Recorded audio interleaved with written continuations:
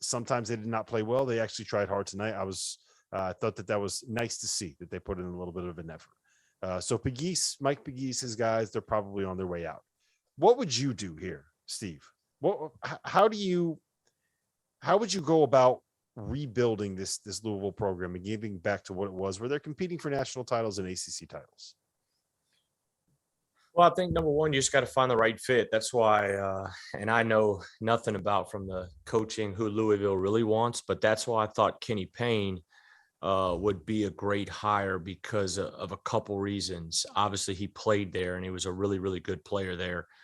He's been a part of a lot of success at his time at Kentucky, with Coach Cal, and did a phenomenal job there. Obviously, he's with the New York Knicks now, but I just think his ability, he knows Louisville, he knows the campus, he knows the city, he knows the tradition, he knows the history, and he can reconnect that whole program, the former players, he can touch and bring that community, bring that alumni, bring all those guys back together and get the program going in the right direction, because it is one of the, if you don't want to say 4 or 5 blue bloods, it is one of the top 10, 15 elite jobs in college basketball, without a doubt. And so that's why if I'm from an administration, you put your administration hat on, that's what I would think Kenny Payne.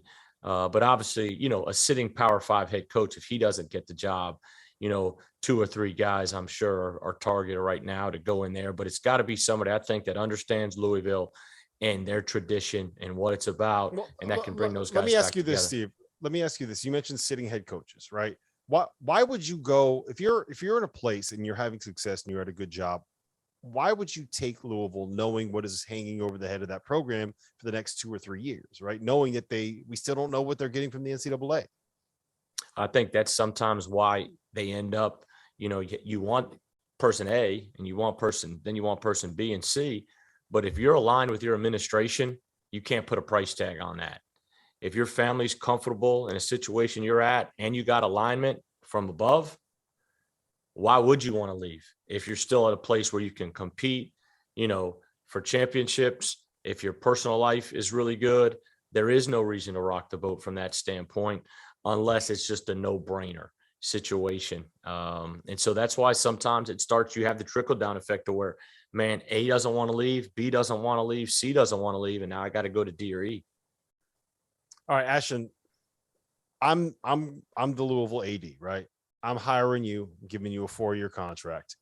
What are you doing? He needs at least 6. Giving you a 6-year contract, right? Steve Prohm, your new agent. What are you doing? How are you rebuilding this Louisville program? How are you getting it going in the right direction?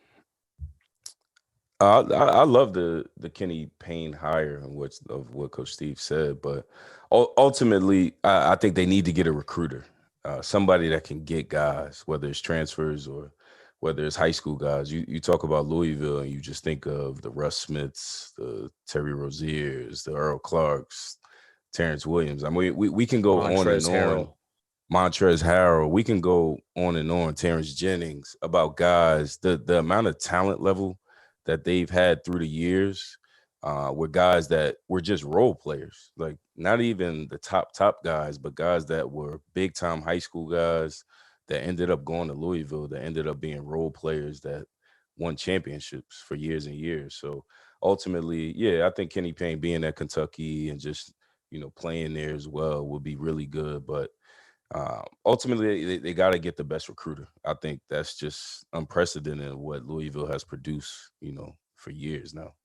I know that you're a New York, New Jersey guy because the first player that you mentioned from Louisville, out of everyone that ever played there, was Russ Smith. Russ Smith. He skipped right over Purvis Ellison and went to Russ Smith. Yeah.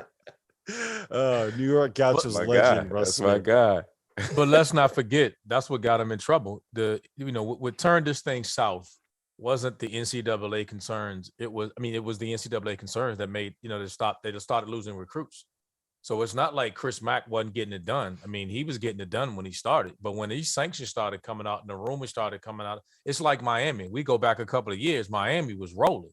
And then when this FBI stuff hit and then they start worrying about the sanctions, all it takes is a class or two to pull out. And then now it's just changed everything. Yeah, I think that's what hurt them more. So now back to what, Steve was saying.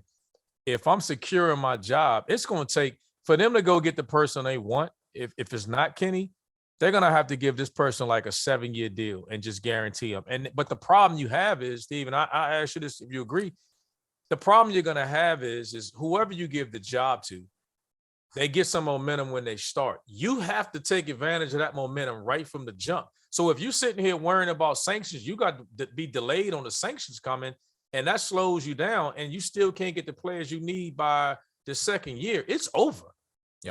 Yeah, because now it becomes year 3, and now the questions start coming at you. You know, Yes. do we hire the right guy? Can you do it? Do we hire the right guy? And you'll never. And that's the issue I think they'll have. Randolph hit the nail on the head, though.